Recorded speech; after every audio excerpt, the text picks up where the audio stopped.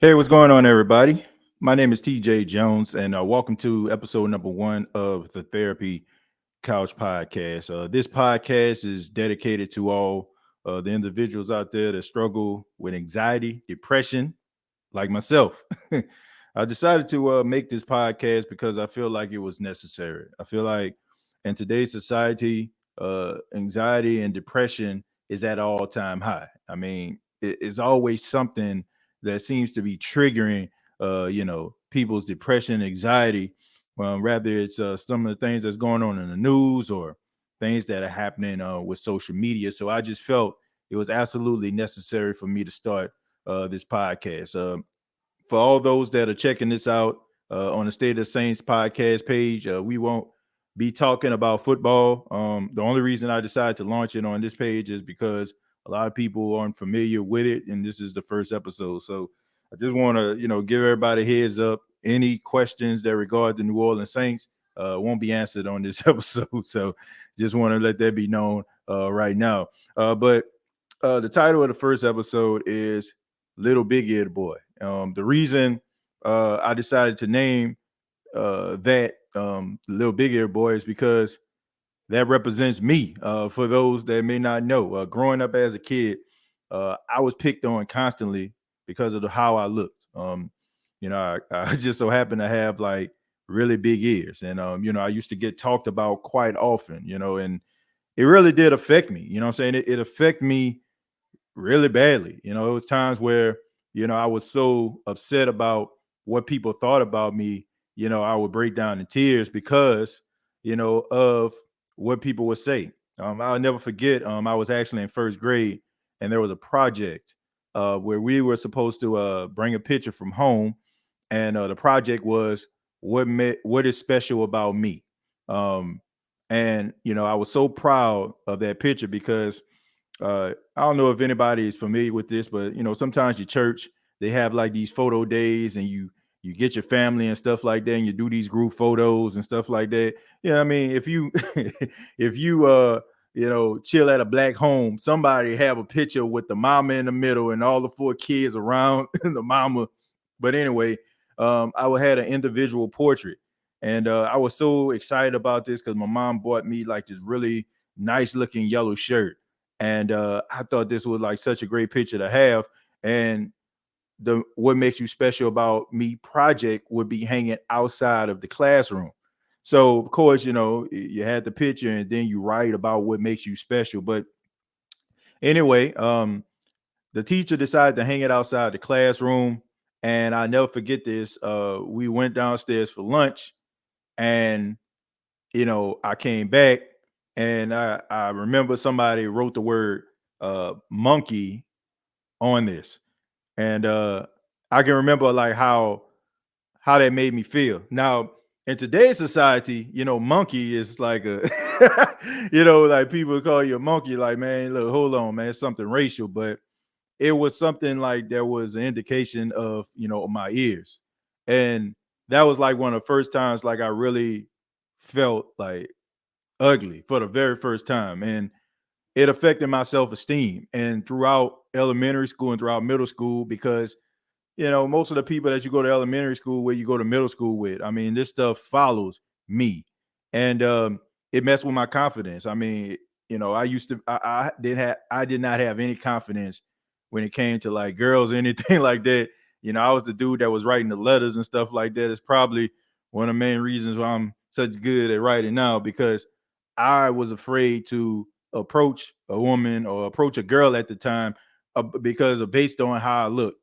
And I remember I made my mom so upset, because one day, I got teased so badly, where people was calling me ugly. And I remember this guy, uh, he he went in front of like the entire class when the teacher left the classroom, and he pointed to like every girl and asked her like who looked better out of me and him. And like every single time, like the girl would say like he looked better. And like I said, man, I remember going home and I remember asking my mom why did God make me ugly. And I remember my mom being like scathing mad about this. Like I'm talking like absolutely ticked the freak off because of this. And she was like, God made you the way that you are. So how are you upset? You know what I'm saying? How you let somebody that don't even matter make you upset? You would think that conversation would get you all fired up. And in a way it did. Because, you go home, you're all excited. You know what I'm saying? Your mama then gave you this pep talk. You ready to go back to school. And it didn't help. Okay. It did not help at all. And it affected me for a very, very long time, like into my adulthood. Even like some of the relationships that I was in, it affected it. It wasn't more so about, it was like, how you choose a person or they choose you. It was nothing like that. It was like pure desperation. You know what I'm saying? Just anybody that just so happened to like me or give me a little bit of attention, I would try to exhaust my attention into them. And I just really didn't have any type of confidence in myself at all. One of the things that really got me through was my ability to like do public speaking, my ability to like, you know, mimic what I hear on the radio, which kind of, got me into what I'm doing right now.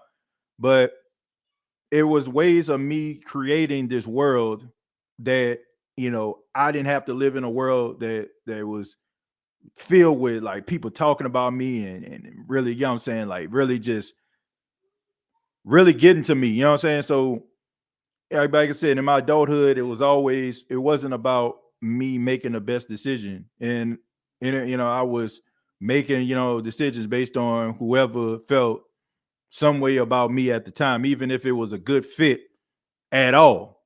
You know what I'm saying? Like, and I remember my sister, you know what I'm saying? Like I was probably like about 24 or 25, and I still was battling with the self-esteem. And I owe my sister a lot to this because she said, you still got that ugly boy syndrome.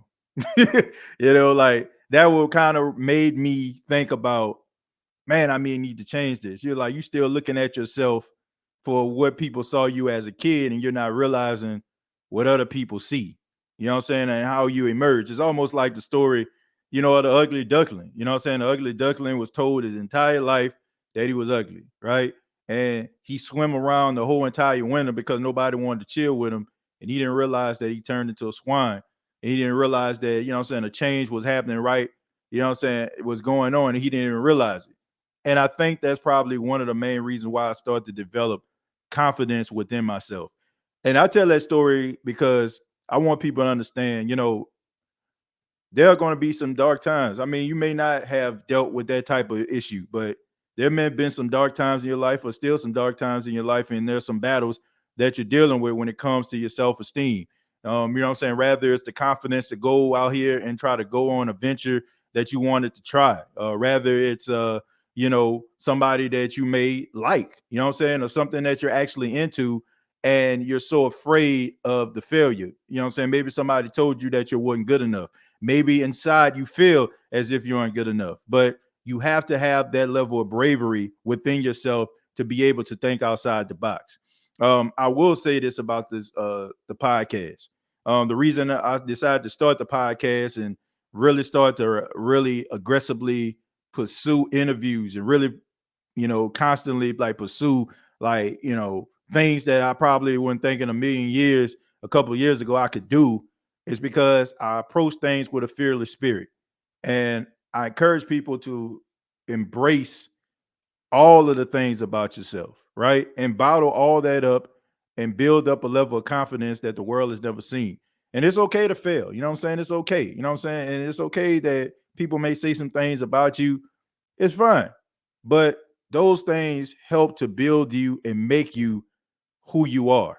I told that story, you know what I'm saying, about myself because I don't really tell that story a lot. A lot of people feel like, oh man, TJ or Tim, like he got it together, you know what I'm saying? Look at him, he got this thing going, this thing going. But I still to this day deal with self-esteem. Like I still feel, like, I still wonder to myself, am I good enough? Am I working hard enough? Will people like that? And it's okay if you feel that way because we all go through it. But hopefully that story can encourage somebody and help somebody along the way. I just wanted to share that little story right there. But I want to give a special shout out to everybody that's still here. I really do appreciate that. And once again, the reason why I decided to do the Therapy Couch podcast on the state of the Saints is because I didn't really tell people about the podcast YouTube channel. And I wanted to give people opportunity to, give it a shot. I put the link in the description of the show. So you can click that link and you can subscribe to the channel. And I'd like to hear from you, man. Like just different. If you have something to say or you just don't have anything to say, just sit back and just enjoy. But this is a podcast that's designed to deal with some of the pressures of the world. You know what I'm saying? Like I'm not going to be out here trying to, I ain't trying to know everybody business or anything like that, but just a safe space because man, it's tough out here. You know what I'm saying? It's rough and we go through a lot of things in life. And sometimes we feel like nobody is listening, like nobody cares. So hopefully, what I'm saying, this podcast can encourage people.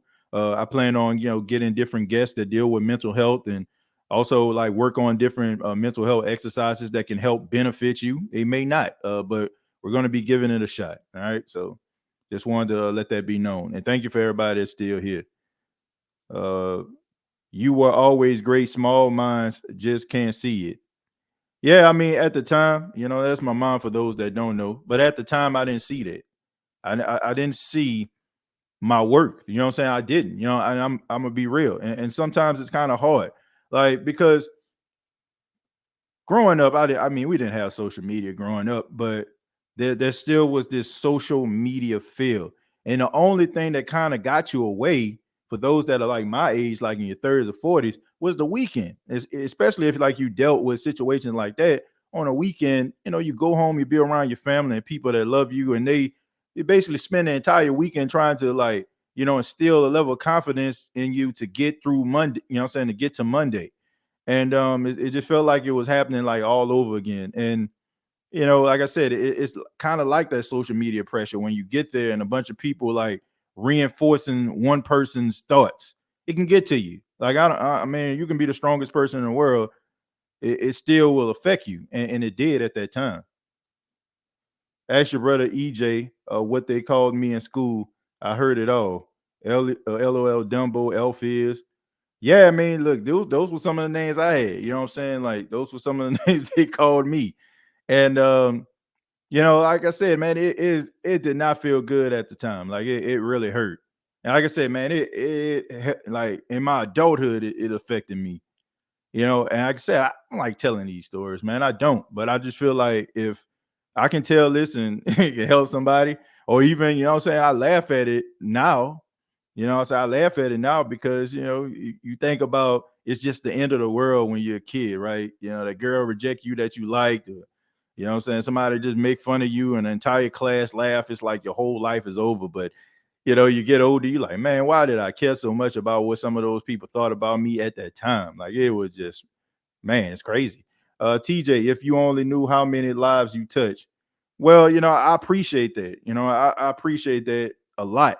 Um, that's I mean, to be honest with Jana, that's never was my intentions to do, but if I can help somebody, I want to do that. And there are people that reach out to me and it means so much to me. And that's one of the main reasons why I decided to start the show, because I mean, we interact with one another for those that follow the Saints podcast, but we interact with each other on a certain level because of our love for a team. But sometimes people be going through stuff, man. And I know sometimes, it can get a little rough. And, I like to have an outlet where people can actually express themselves. I might do something a little different, like if you want to. Like if you want to, I'm gonna go ahead and I'm gonna open up the I said the little chat line. I almost went New Orleans on the little chat line. If you want to express yourself, talk a little bit about something, that's on your mind, feel free to do so. If it's about the New Orleans Saints, once again, uh, I rather us go in a different direction. Okay. The only reason why, and I appreciate this, so I really do. I appreciate the love, but we want to kind of just talk about something different. Like I said, the only reason this is on this channel is because many people didn't know about it. So let's keep it on brand. All right. Michael says, you're a hero, fam. During this podcast, your message is going to help so many people get through whatever darkness they are going through. Well, like I said, that's the whole point, Mike. That's the whole point. And not just that, you know what I'm saying? Not just with me. Anybody that's willing to share a story or you know what I'm saying, come into the safe space. It's not just, about me, anybody, anybody that has a quote or a comment, you know what I'm saying? That's what this is about. But we're gonna go to Chosen. What's going on, TJ? Fine, man. Thank you for chiming in, man. What you got for? Actually, actually, man, nah, that's not what y'all think. But yeah, but yeah, man. I'm glad you're starting the podcast talking about stuff like this, man. That's pretty much what I got in the works with chatting with Chosen was supposed to be about, is something like that. But it just touched on everything. It's whatever you want to talk about. Right. But you being called those names, bro, it made me think about to back when I was in elementary school, man. Like you say, TJ, I'm from Baton Rouge, bro, and it's, and just like New Orleans, you know what I'm saying, you got your areas that's, sightseeing, and the other times you got hoods, you got your ghettos, you got your poor areas, you know what I'm saying. And I come from the slum areas out here in Baton Rouge, you know what I'm saying. And Right. so, not having much, I live with my grandmother, and living with my grandmother, you know what I'm saying, it was a lot of us in one house, you know what I'm saying. So you got this little 2-bedroom house, but you got about 6 people standing there, you know what I'm saying. Like you gotta understand, like that's a long line waiting to get to the bathroom and everything, man, you know what I'm saying. And Right. we didn't have much, so sometimes, man, we used to have to go to Goodwood places to get school clothes, and try to find shoes from like little Salvation Armies and stuff like that, bro. And I used to go to school with kids, and they got on, you know what I'm saying, they got J's, they got phones, they got Harachis, you know what I'm saying. And it's crazy, bro, because once they figured out the background I come from, man, you get picked on. Oh man, you poor. And kids can be cruel, bro. Like, Man, kids yeah. are cruel. That's Right. like the worst type of pain, bro. And it's like, I can remember, man, going to school every day, begging my mom, God rest her soul, you know what I'm saying, God rest her soul. I Yeah. remember going to school or telling my mom, I don't want to go to school today. What's wrong with you? You're sick? Yeah, I don't want to go. I don't want to go. It was times to where I remember this one dude in 6th grade, bro. Yeah, it followed me out of middle school, like you said. I remember one time in 6th grade, man, this dude really had me crying in front of the whole class. He just was a bully. I mean, I Yeah. got the glasses on, I got my shirt tucked, pants up here. I'm like as geeky as it could be. You know what I'm saying? I'm just the stereotypical geek that you see on TV, that they per se. That was me. I had the thick glasses, I had the little shirt, I had the little weird shoes, you know what I'm saying? And I'm in school, and the dude made fun of me. Dude made fun of me. And so, you know what happened, TJ, bro? I never forget my turning moment. I was on the Right. bus, and they was just letting me have it with jokes. And I said, "What's the worst that could happen?" And I guess they was doing your mama jokes. You know how Right. they go. I guess they was doing Yeah. your mama jokes. Yeah. And so, I quietly said to myself, dude said something about moms. I said, "Yo, mama." They say, "Ooh." And from out of nowhere, every joke I thought I had, everything I thought I had, just lit into them.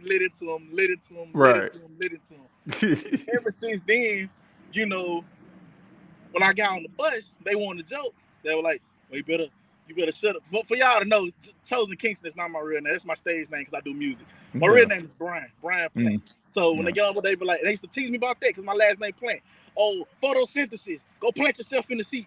you know, you know what I'm saying, man. So I get on the bus, they be like, "Oh, they go Plant Man. We're gonna get Plant Man for you." And you learn to embrace that, man, over time, Yeah. because it's childish.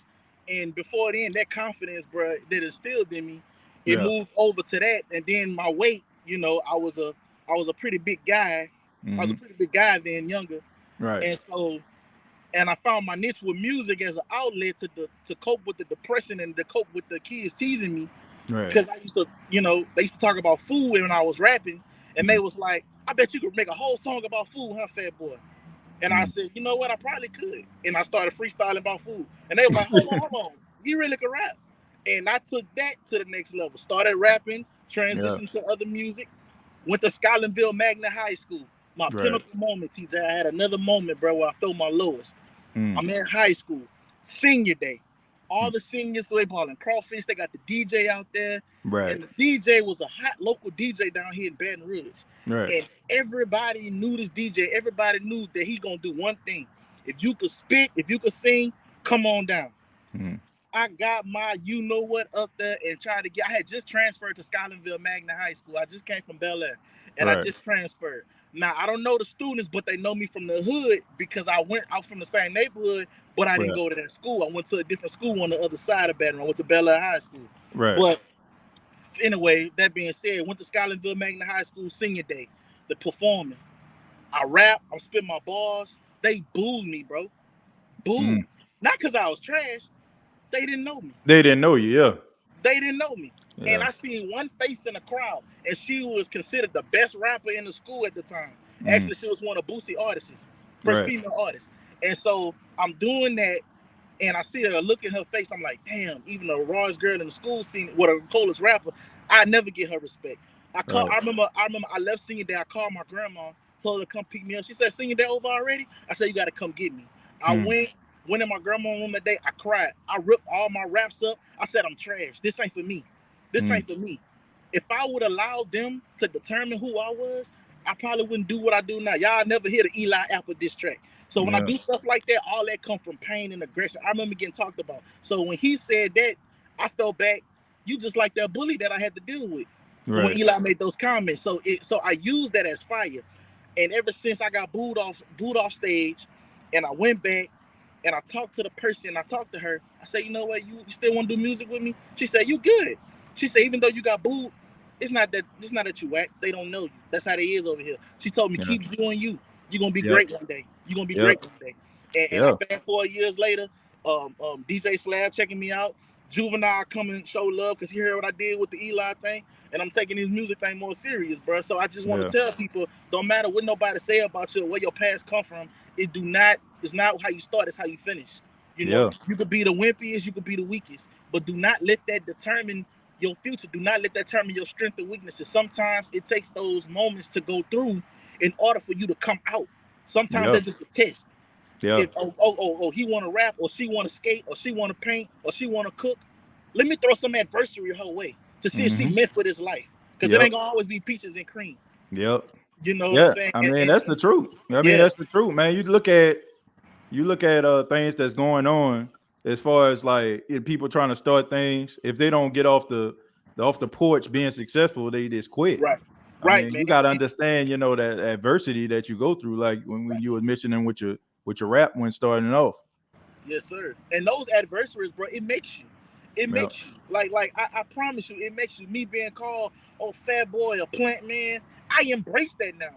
Because at the end of the day, they weren't lying. That's who I was.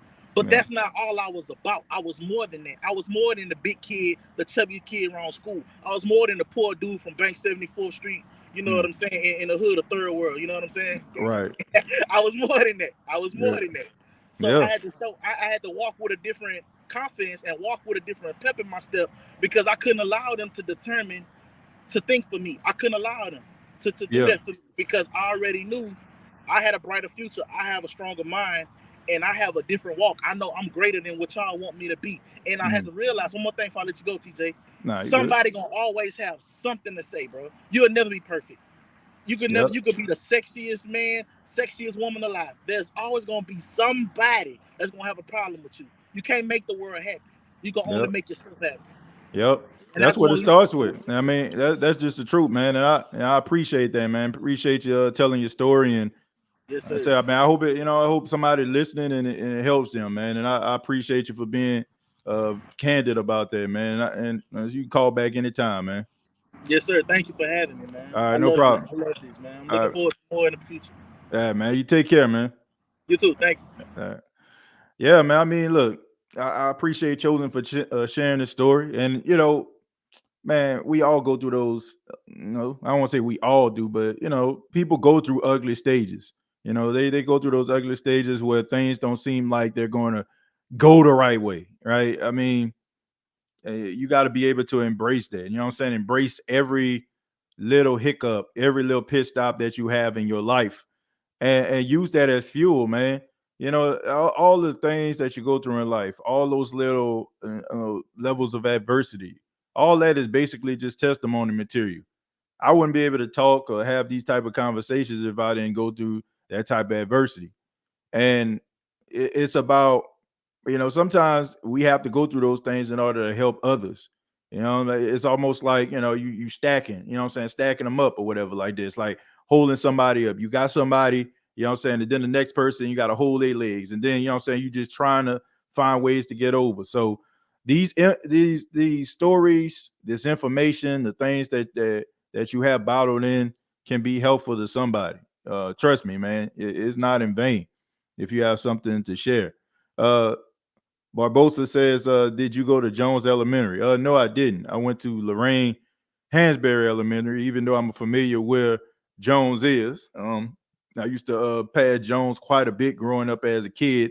I want to say it's on the backside of it off North Galvez Street, if I'm not mistaken.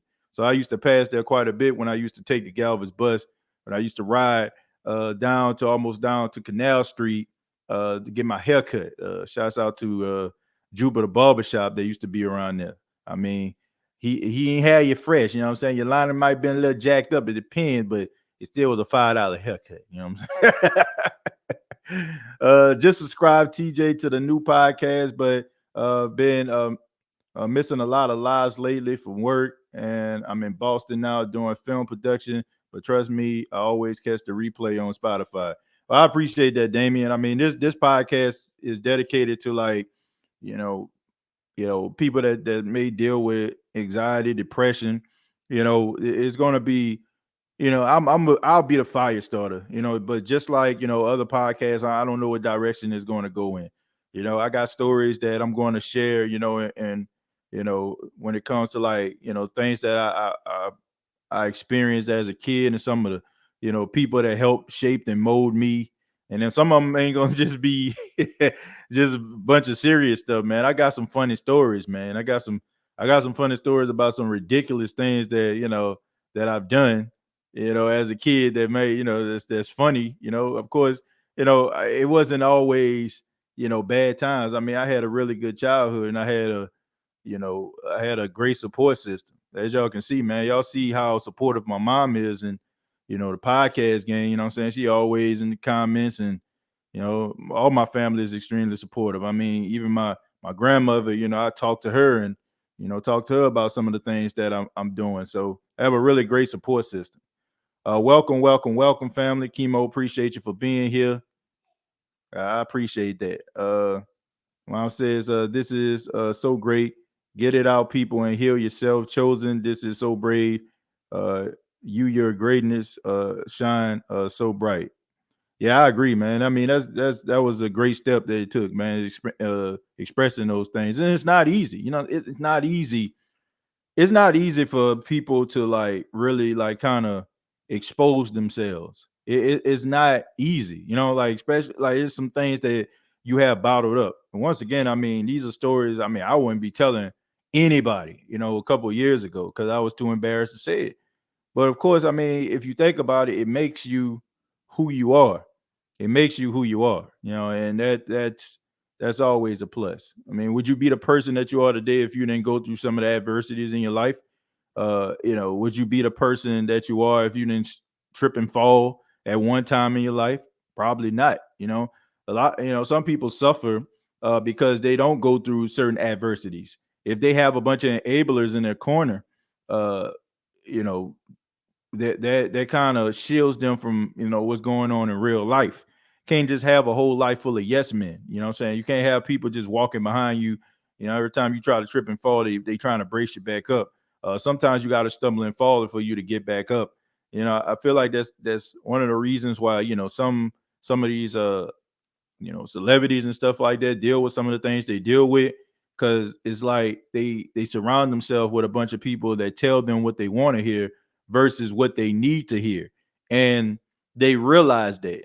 And maybe there's that one person that may be their friend, maybe be able to tell them that real stuff they're not around. They probably push that person aside, or that person's voice is too low because all of the white noise of yes men are around them. And they end up falling by the wayside. They end up falling into vices, alcoholism, drugs, stuff like that. You know what I'm saying? So having like, going through levels of adversity and understanding, helping to understand yourself. Because that's what it's all about, understanding yourself. Once you understand yourself, then you're able to make those corrections.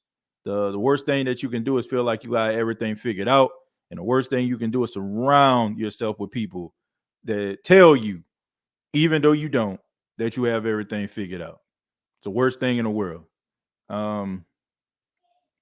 You right about that, Chosen. I guess we got to get into the part where, Chosen was talking and said, thank you for sharing your story, Chosen. Thank you, Mama Jones. Thanks, Dana. I mean, you got quite a few people in here right now. I appreciate everybody, you know what I'm saying, for, sharing their stories and being here. As a person who struggled with anxiety and depression, hearing these stories is touching. Yeah, I mean, I still struggle with anxiety and depression. I still do. It, like I said, it started off as a kid, and I still get affected by that. And one thing that that really has me like depressed, or what I'm saying, with anxiety and stuff like that at times is being too much of a perfectionist. You know what I'm saying? I'm like I'm really hard on myself. Like, if I feel like I make a mistake or I did something, I said something wrong, it bothers me. It lingers on. You know what I'm saying? I don't care how hard I tried to suppress that. No, it still like eats away at me. And and also it's sometimes when it comes to like creating content, like I never feel like I'm good enough. Like, I don't care what anybody says. Some people say like, they get behind a microphone, they talk about how great they are and how wonderful they stuff is and all that kind of stuff. Like, I have to kind of push that kind of stuff out because I really always wonder, like, is it good enough? You know what I'm saying? Am I giving my best? Is it quality work? Like and it sometimes, what I'm saying, it causes me to have levels of depression. And you see, what I'm saying, other things around you. And that's why, leads me to my next point. For those that may not realize this, sometimes social media can play a huge role in your depression as well. Looking at other people and what they're doing and where they at in their life, it affects you, regardless if you want to believe that or not. Those images, what I'm saying, are in your head. They go into your subconscious. They affect you. They can affect you. I don't want to say they will. Some people, they can kind of just, look past it, but they can affect you to a point where you start questioning yourself and you think to yourself, man, something is wrong with me, but there isn't anything wrong with you. It's just you're looking at people's highest moments and you're comparing it to you sitting at the house eating Lay's potato chips. Ain't nothing wrong with that at times. You know what I'm saying? Like, it's okay to chill every now and then. You know what I'm saying? It's okay at times to not be able to have enough money, you know what I'm saying, to do some of the things that you want to do. But you also have to have that confidence, like, man, my day is coming. You know what I'm saying? Some of the things that I want to enjoy are going to be here. But the worst thing you can do is just try to, put your life up against people highlights. I mean, you don't know what those people been through in order for them to get to that point, man. You don't know if people spending their rent money, their light bill due, you know what I'm saying? They put that extension back to the 30th, you know what I'm saying? So they could take that trip. Like, all we see is that blue water, you know what I'm saying? A nice bikini, you know what I'm saying? Or, you know what I'm saying? The boat that your boy owns is you know what I'm saying? The Ray-Ban sunglasses. And we just start speculating, like, man, especially if it's somebody that we know or somebody that's around our age, we're like, man, that person's my age, or I went to school with them. But you can't like look at a person's highlight moments and put it up against yourself. You'll never win. You'll never win, man. Domeland says, TJ, this is a new podcast from someone who is a Saints fan and that had mental health issues and addiction. And to now being on the other side of that, I would love to come on the show. Hey, man, like I said, feel free. Like, this is a show that, you know what I'm saying? Like, I mean, I got the link. I don't know if you see it, but if you feel like you have a story to tell, feel free, man.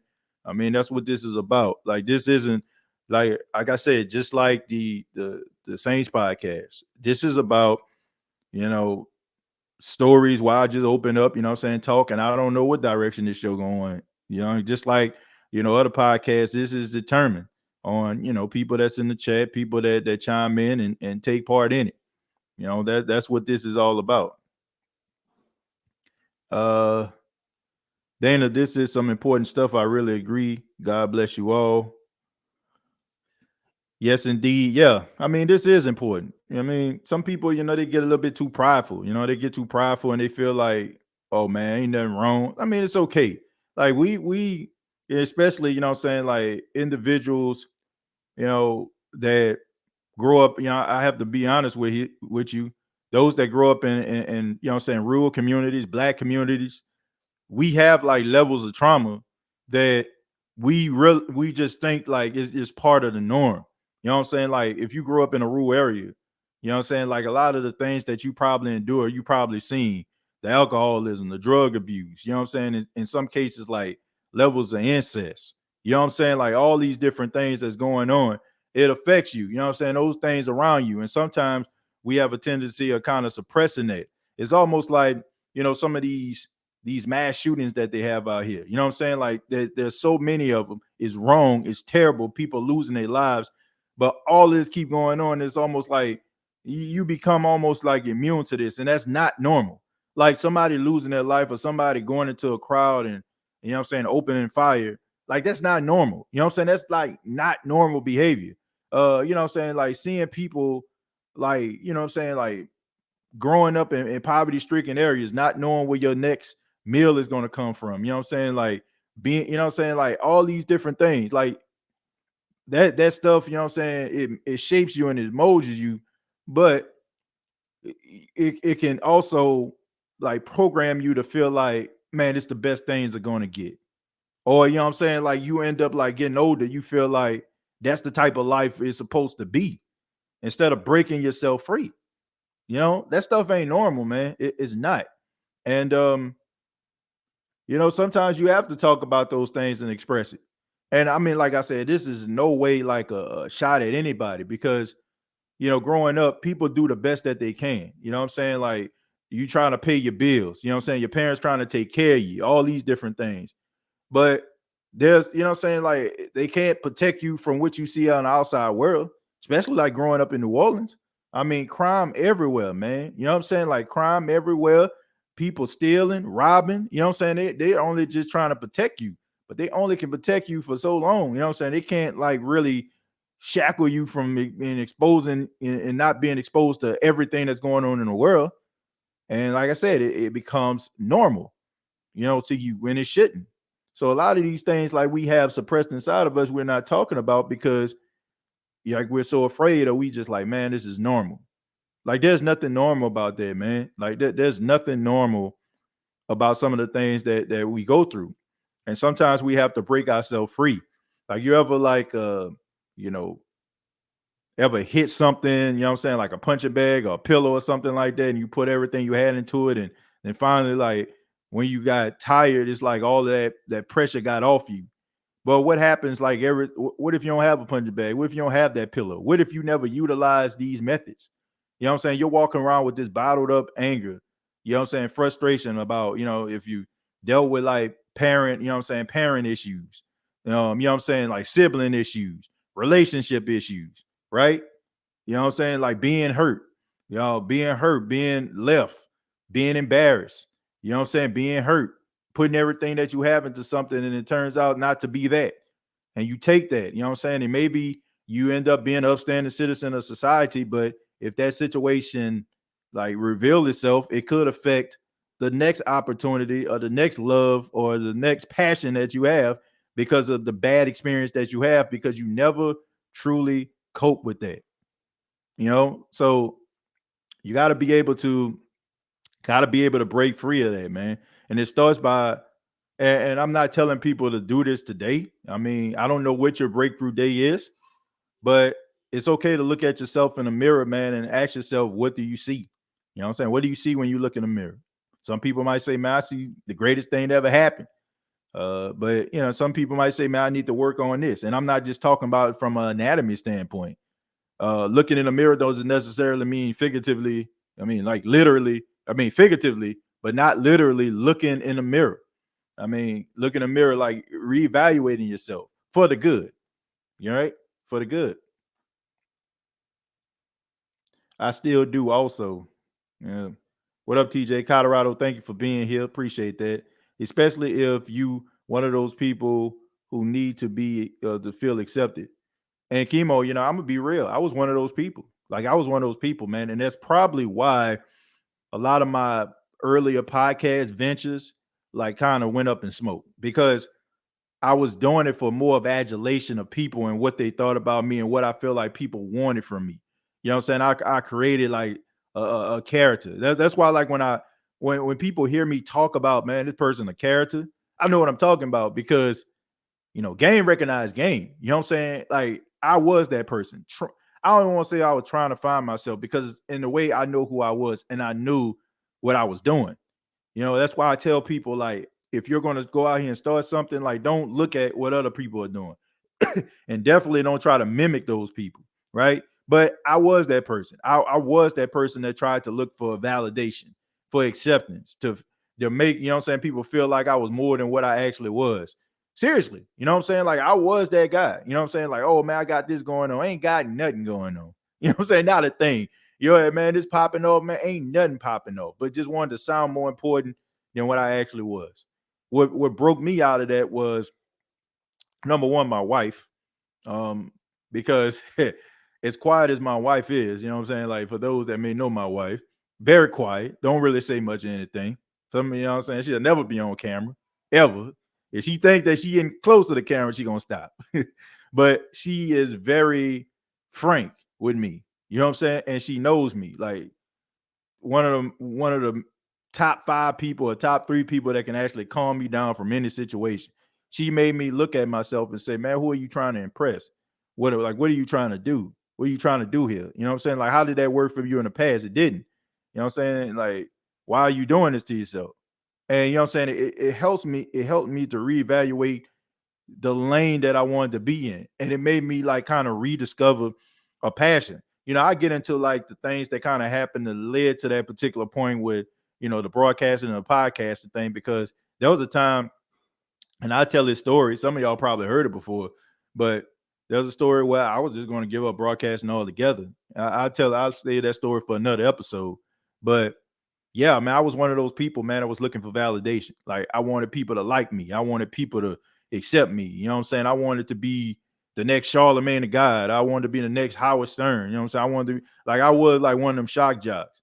You know what I'm saying? Like trying to create this character for people to like me. You know what I'm saying? The best thing about doing broadcasting now is I'm unapologetically me. I'm me 100%. Like whether you like thought the show was like bomb that day or it was, wasn't the best, is me. And that's one thing that I actually enjoy. Like I enjoy the fact that, I give you all me. And when I'm not feeling it, I don't. Facts, TJ. And I always tell people half of the stuff they see on social media be straight cap. Oh yeah, absolutely, man. Absolutely. Um, it's not real. It's not real, but we have programmed ourselves once again to make it feel like it's real. And like I say, man, I'm not picking on anybody because everything that I'm saying, I was that. You know what I'm saying? Like I was the one looking at it. I was the one spending hours on social media. I was the one getting all bottled up in anger and hate. You know what I'm saying? Like trying to spew some nonsense. Now I didn't go, you know what I'm saying, like off the rails like some folk did, but I definitely, you know what I'm saying, like was feeling the effects of a fictional, you know what I'm saying, reality. Because we think, we think that social media is real, right? You know what I'm saying? Like people standing by the water, you know what I'm saying? Like the water just, sun cascading off the water and they got their back turned. And how many pictures did it take for them to get that? How many filters did it take for them to get that right lighting? You know what I'm saying? Like how many things that they had to do in order for them to feel socially accepted by you? Or you know what I'm saying, or you know what I'm saying, or their objective is for somebody to be envious of them, right? One like I mean, I'm just this was me. And like I said, if this is you, I'm just encouraging you to not be that person. It's not real. It's not real. Good topic, TJ. Yeah, I appreciate that, Jared. Thank you, man. Thank you for being here, by the way. Thank you for being here, man. Preach, TJ. I love this for real, man. Like I love this too, man. Like I said, it's not going to be a show that happens like how it is with the State of the Saints, but it is going to be once a week. It is going to be once a week. I'm not like honestly, I'm not. I don't care. This is one of them things that is just for the people. You know what I'm saying? Like if you want it, cool. If you don't, you don't. You know what I'm saying? Like it's not about how many people watching this right now. It's not about you know what I'm saying? Like who like if this is for you, then you know what I'm saying, I encourage you to subscribe. If it's not, then that's fine too. Like don't care. You know what I'm saying? Like don't care about that. You know what I'm saying? Like I just want to be able to give somebody a different perspective, you know what I'm saying, on on life. TJ rocking the cap and gown. Yeah, man, that picture was actually me. I want to say I was 5 years old. I was just graduating, like I had a kindergarten graduation, and a little spoiler or a little behind the scenes fourth wall type thing. That cap and gown, and some of y'all probably did, understand this, but that cap and gown basically was traded out, right? So, and that big old long collar was connected to the cap and gown. All right. So I just got on like I want to say, I don't even think I got on a tie. If I do, you know what I'm saying? I mean, yeah, I don't know. I think it was a tie connected to the shirt and it was like a cap and gown. And then once you done with it, then the next person that's probably your size, they put it on. You know what I'm saying? That thing got passed around, you know what I'm saying? Like, it got passed around like a Frisbee. I'll just leave it at that. We got to keep PG. Uh, Looking like Paxton OG. Nah, man, Paxton looking like me. Let's get that. Let's get that straight. Paxton looks like me. Okay, you know what I'm saying? I'm the OG. I'm the OG. he the BG. You know what I'm saying? He the baby gangster. But yeah, man, it's crazy, man. How watching my son grow and looking at him, man, and how it's crazy, man. How your child can like develop like your features like that, and it's just weird, man. Like you just look at it like, man, this dude look just like me, or like he has like my characteristics or like some of my cravings as a kid. Like as a kid, I used to love bread. Like I used to eat like loads of bread. Like that's a funny story for another day too. But I used to love loads of bread. Like now he's the same way. Like he can sit up there and eat 3, 4, you know what I'm saying, like pieces of bread. Like it's crazy because everything that I liked as a kid, he likes.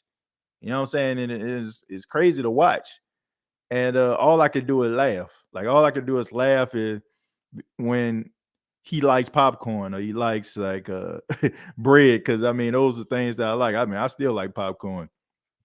That's one of my guilty pleasures as an adult. How did you let me see, how did you and your wife meet? Were you still at a low point and did you fall in love? Uh I don't think she mind me saying this. I actually met my wife on a dating app. That's how I met my wife. I met her on a day nap.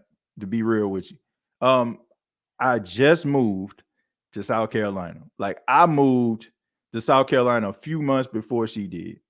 I always say that me and my wife was like destined to meet because you know what I'm saying. Like we end up meeting and we end up like communicating. And she was thinking about moving to South Carolina at the time. She was thinking about it, and but she wasn't sure. So it was like maybe like a couple months later, it we didn't really hear from each other or whatever, but she ended up coming down with her parents, you know what I'm saying, to look at, you know what I'm saying, the job that she has today. And of course I was down here, she was like, if you want to, I'm going to move here. So, I'll let you know, when I move or whatever. So we couldn't never really like find a certain time. You know what I'm saying? I was a manager at a store at the time, and she was just kind of, settling in. So our paths would never really cross because we never could really like get a date going on. So it was around Christmas time, and I wanted to throw I don't want to call my employees, but my team a Christmas party. And we decided to like to meet up at a Walmart and maybe go across the street to a McAllister's, McAllister, the sandwich shop. So I ended up like buying a sandwich tray. She helped me pick it out, and we went over to McAllister's, and man, we sat down there and we talked. Like we got there probably like around 7, and it closed at 10. We talked like 3 hours, like just getting to know each other. And I'll never forget this. I'll never forget this as long as I live. And my best friend, shouts out to my boy Chris Smitty if you're watching this right now. But I remember calling him like soon as I left. I said, "Man, I found the woman I'm gonna spend the rest of my life with." And he thought that was the most hilarious thing he ever heard. Like he was laughing at me. It was like, "Man, you sound crazy." I said, "Man, nah, it's true." I said, "This is the woman that I'm gonna spend the rest of my life with." And that's how it happened. You know what I'm saying? Like, so I used to be one of those people, to be honest with you. I was one of those people that was like skeptical about dating apps and stuff like that. Um, but I can't say that they don't work because I married my wife. So, but I feel like it could have easily it could have been like one of them things where, we didn't choose each other. We didn't choose South Carolina because the way that she came down here, it was just kind of like on a whim, and so it was for me. You know what I'm saying? It was an opportunity. So I just feel like to me, we were destined to be together. So little funny story, but that's how we met. That's how we met, to be honest with you. So and it's always like a great story, you know what I'm saying, like to tell. I don't think she mind. I mean, she don't care, I'm sure. People shouldn't have to be scared to go shopping or walk around outside. That's not how it's supposed to be. But some people act like it's the new normal and deal with it. Yeah, man. Look, you definitely shouldn't be afraid to go shopping. You're absolutely right about that. If you shook about shopping, shook about shopping, then yes, that is a problem. You should be able to walk throughout life and not have those type of issues. But you know, and we shouldn't like normalize that. If do I have a solution? No, I do not. No, I do not. You can't change the heart of men. We can try to legislate as much stuff as we want to, but you cannot change the heart of men, right? They got to do that on their own. They got to go through the transformation. If they don't, then you know what I'm saying, they're going to feel like they're you know what I'm saying, they're forced to do something which is going to make them even more angry, right? So you have to change a person's heart in order for you to create real change in this world. If not, you're going to continue to have these problems and continue to have these situations. My wife has a lot to do with my happiness. Since my family and I are not as close as I would like, still bothers me at times. But I look at it like I have my own family now, so do what wasn't for me. Yeah, Kimon, look, growing up, man, I didn't have my dad in my life. I met my dad when I was 23 years old. But I mean, it helped me to be a more involved uh, father. And I say my grandfather is one of the main reasons why I try to be a more involved husband. Like my grandparents have been together for, I want to say 58 or 59 years. They've been together for a long time. And when you're looking at that, and that's all you know, that's all I know is my grandparents. You know what I'm saying? Like that's all I know is them. You know what I'm saying? Like, it ain't always been easy, just like every other uh just like every other relationship. But to see that, to know that is obtainable, right? It inspires you. To know, to have that like if you didn't grow up with your dad, like everybody felt like Will Smith in that Vin Vereen scene on the Fresh Prince of Bel Air. Like we laugh at it now, and we joke about it, like how come you don't want me, man? But if you ever experienced that, like as a kid, like not having your father heavily involved in your life, like you felt that from a different level.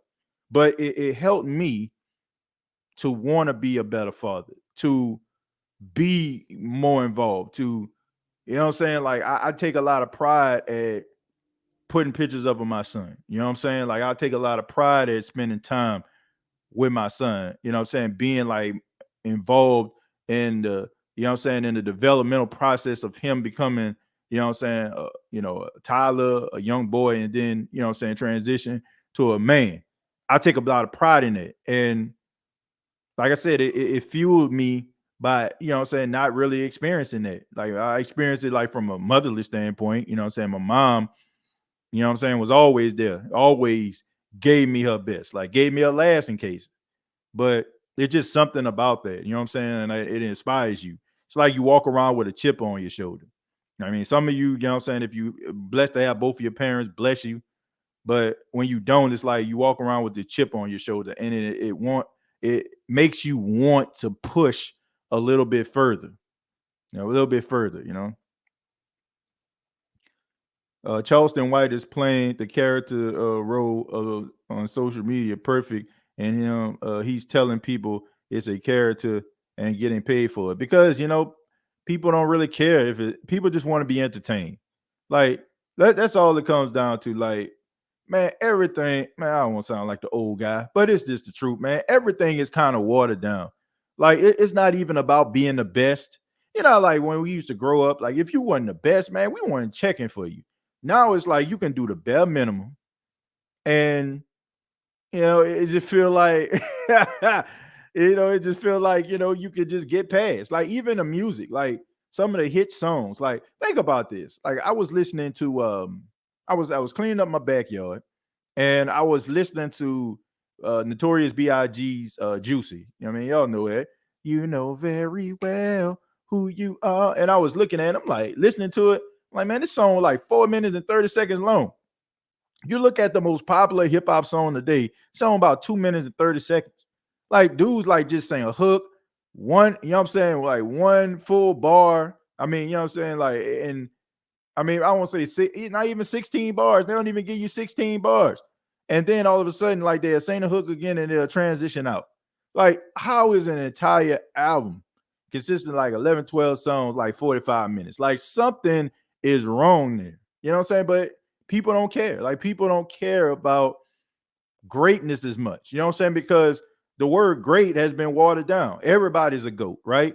You know what I'm saying? If you jump, you know what I'm saying, over a milk crate, you're a goat. If you get your driver's license, you're a goat. If you water your grass and it ain't dead, you're a goat. You know what I'm saying? Like it's a term that's been used so loosely it doesn't carry as much weight anymore. Right? You know what I'm saying? So I mean, people don't care. Like the most popular entertainment, you know what I'm saying, is boxing. And it's not even because of people like Errol Spence, you know what I'm saying, Terrence Crawford, you know what I'm saying, like guys like that, you know what I'm saying, like Tyson Fury is not even a popular sport. It's because celebrities doing it. You know what I'm saying? Guys like, you know, Logan Paul and stuff like that, like social media guys who, you know what I'm saying, created a lane and got into the boxing world. Now they make more money than actual guys who spend their entire life doing it. That's crazy, right? Like that's crazy. It's crazy how, you know what I'm saying, like people don't like it's not even about substance anymore. You know what I'm saying? It's about style. That's what it is. Do you and your wife want more kids? We say no. You know what I'm saying? We say no. I mean, this, Paxton is both of our first kid, and we learn how to be parents together. Now, if I can be sure I can have a girl, I'll be okay with it. I don't know if I can kick another boy, man. That's a lot of energy right there. Okay. And now, of course, in it, regardless if we were to have a kid and if it comes out to be a boy or a girl, I mean, I could care less. But man, I just think about like Paxton and how he is and how much work he can be. I don't know. Preach. What's up, TJ? My son the same way. The old saying, TJ, mama's baby, papa's maybe. And you most definitely can't deny it. Yeah, man. Yeah, it's I mean, it's sad, man. But I do want to say this, man. They got a lot of fathers out here going hard for their kids, man. And I mean, I was watching, I watch P Valley, right? I don't know if people watch this, but me and my wife, we watched P Valley, and the last episode, it was talking about like one of the girls, one of the dancers. Well, I don't want to spoil it for anybody, but she had like a a very like troubling childhood, right?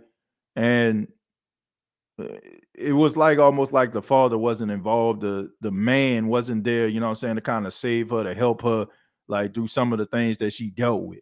And it was like, where of all the men, where are they? Like, I'm right here. You know what I'm saying? Like, like if my son stumble and fall, I'm right there. If I just so happen to have a daughter, you know what I'm saying, I'm want to show her like how, you know what I'm saying, a man is supposed to treat a lady, you know what I'm saying, by looking at how, you know what I'm saying, I treat their mother. You get what I'm saying? Like, so I do feel like some of us who are like heavily involved in our kids' life, I think we kind of pay the price. It's almost like the good got to suffer for the bad. And I don't want to be put in that category. Now, if you're a father and you trash and you're not there for your kids, then I mean, I ain't got no sympathy for that. I don't, you know what I'm saying? Because I don't feel like there's an excuse in the world that you can come up with, you know what I'm saying, that you can be like, man, I wanted to, nah, man, I wanted to, or whatever. Now, I don't know, man. I just feel like, what would I do if, I couldn't see Paxton, if me and my wife, just so having to, have a separation, you know what I'm saying? Like, what would I do? Like, it was not nothing I want to do to try to make sure I ain't involved. But I guess, you know what I'm saying, like, a lot of these guys, we get a bad rep. They got some guys out here going hard for their kids. They do, you know. And I just think that, the stereotypes reign supreme. Truth episode turns on the waterworks every time. Yeah.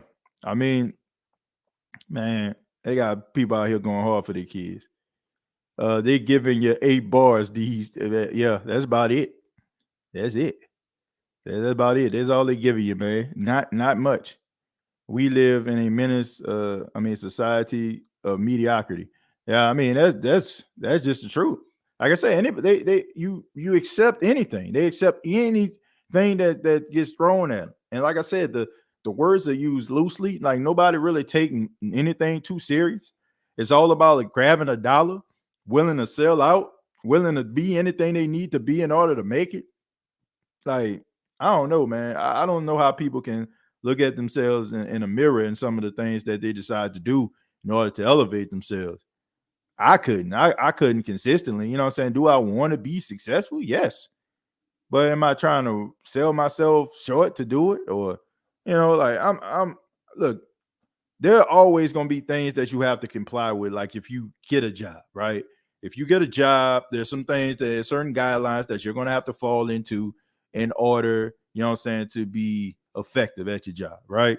But if it means that I basically have to like completely sell myself out, you know what I'm saying, like water down anything that I do, I don't think I'd be willing to do it. Now, if it's something that makes me better to substitute something that's positive, you know what I'm saying, and make it even more positive, I'm for it. But not, you know what I'm saying, to completely sell out. I can't do it. I got that Rick Ross and Andre 3016 ain't enough on my playlist. Look, I just think that guys took a lot of pride, and it wasn't just about it's just about being out there, right? It's about being out there. Like, let me get on this feature. Let me just put this song out. Nah, it's not that good, but let's go ahead and put it out there.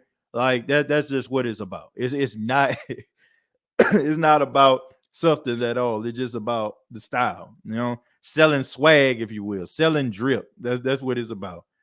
Creating a character. You ever played a wrestling video game and you create a wrestler, create a character? That's basically what's going down here. That's basically what's going on. But I want to say to everybody that checked out the first episode of the Therapy Couch podcast, thank you all so much. Really appreciate it. Thank you everybody that subscribed. Thank you for everybody that chimed in. Thank you for everybody that may have listened to this for a few minutes. If you enjoy the content, I ask that you subscribe to the channel. The channel is in the description box. Go ahead, it'll bring you directly to the channel. Subscribe. It's going to be a weekly podcast. We're going to be having like different topics. The topics are really mostly, to start off, are going to involve some of my personal experiences. And as we start to gain a little bit of momentum, we'll start to bring different individuals on here to help us to be able to cope with some of the things, and it's not just going to be, just a bunch of, talking, what I'm saying? Like it's all about, what you bring and, what I'm saying, the things that you're willing to share. And we're going to be touching on some of these other subjects too, man. It's not just going to be about, sad things, what I'm saying? Like this is a space that I want to have where people can just talk about things that are on their mind. Things that are on their mind. We're gonna be talking about anxiety, depression, what I'm saying, abuse, what I'm saying, like, things that people go through, what I'm saying. We're gonna try to find solutions, and we're gonna, find a bright a light in a, what I'm saying, a dark pathway in life, what I'm saying. If you're dealing with that, we're gonna try to find some level of solution to help you get through the rest of your week. But really do appreciate that. I think I had a few more people I want to make sure I acknowledge.